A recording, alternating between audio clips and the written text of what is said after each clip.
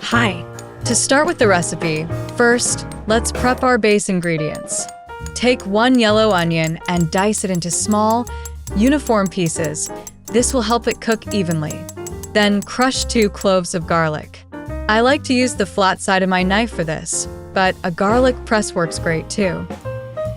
For our next step, we'll need to rinse and drain our 15.5 ounces can of black beans. This removes any excess sodium and that cloudy liquid they come in. Just give them a good rinse in a colander until the water runs clear. Now let's dice 1 large tomato. Try to keep the pieces about the same size as your onions. This helps everything cook uniformly and makes for a better presentation in our final burrito. Time to start cooking. Add your diced onion to a pan over medium heat. Let it cook until it becomes translucent and soft. This usually takes about 5 minutes.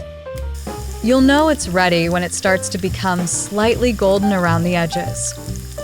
By the way, since many of you ask about this non-stick frying pan that I use after trying several, I found one that really makes a difference. I'll leave a link in the video description in case you're interested.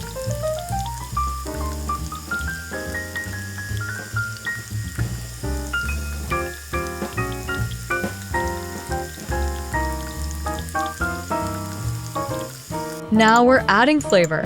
Toss in your crushed garlic, 2 teaspoons of chili powder, 1 teaspoon of cumin powder, and salt to taste. Give everything a good stir to combine. Your kitchen should start smelling amazing right about now. Here comes the bulk of our filling. Add your diced tomato, 1 cup of frozen corn, 1 cup of cooked rice, and those rinsed black beans to the pan. This is where all our flavors start coming together. Let everything warm through, stirring occasionally. This should take about 5 minutes. You want all the ingredients to be evenly heated and the flavors to meld together nicely. Now for the fun part, assembly. Lay out one of your large flour tortillas and place a generous portion of the warm filling in the center. Remember not to overfill. We still need room to fold. Time to add freshness and creaminess. Layer on some slices from your 1 avocado. Add about 1/3 cup of sliced lettuce. And if you're feeling spicy, add some marinated jalapeños, chopped cilantro, or your favorite hot sauce. Here's where technique matters. Fold the sides of your tortilla over the filling, then roll from the bottom up, keeping everything tight and tucked in. Think of it like wrapping a present, but this one's edible. For serving, you can either plate it as is or give it a quick toast in a dry pan to crisp up the tortilla.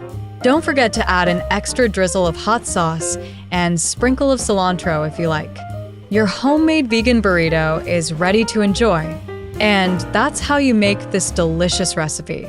If you enjoyed it, don't forget to subscribe to the channel for more recipes like this one.